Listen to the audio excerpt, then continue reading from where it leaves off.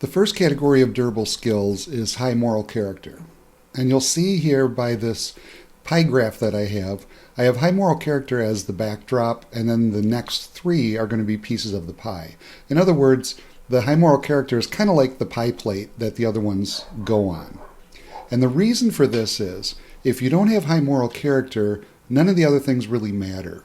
You could be a person with low character, you could even be a psychopath that develops ways to understand people, to work with people, to do the kind of things that earn people's trust. But if you're only doing it for self-serving reasons, it's not going to be a good thing. It's not going to be developing actual positive skills.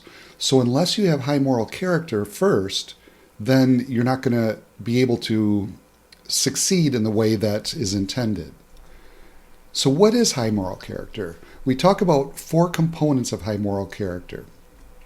The first one is integrity. Integrity means doing what you say you're going to do, being the same person in private as you are in public.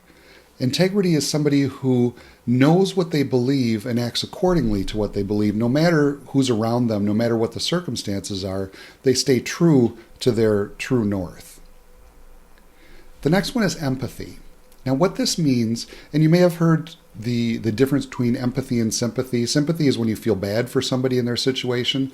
Empathy is when you try and understand it through their eyes.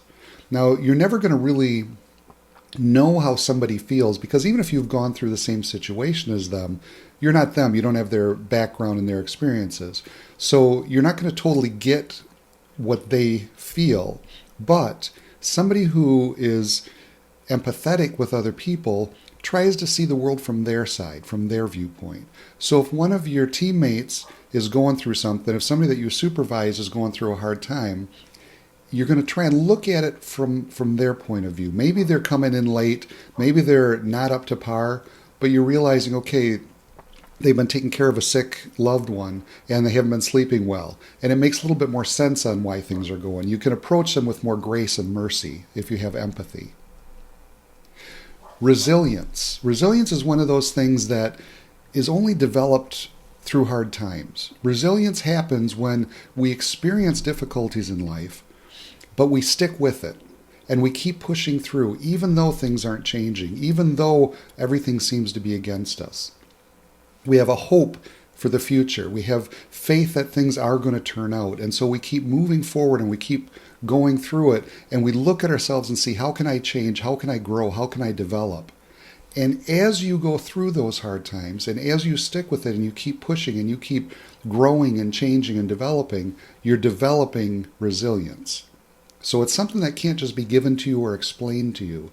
It's something you earn over time as you go through hard times. And then the last one is honesty and humility. We need to be willing to be honest with other people, but we really need to be honest with ourselves. When you look at integrity, when you look at resilience and developing all of these things, you have to be honest with yourself about where you're at. You might need to really evaluate your own integrity.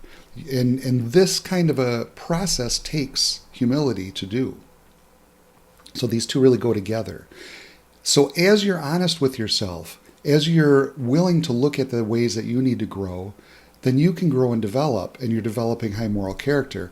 But then it's also, as it ties in and overlaps with these other areas, it means being honest with other people and finding the right way to say it, the right way to be honest, the right timing to be honest, but not just being a yes man, not just saying what other people want to hear so that they'll like you and appreciate you, but being willing to be honest, be willing to come forward and talk about the things that really matter, the things that need to be discussed.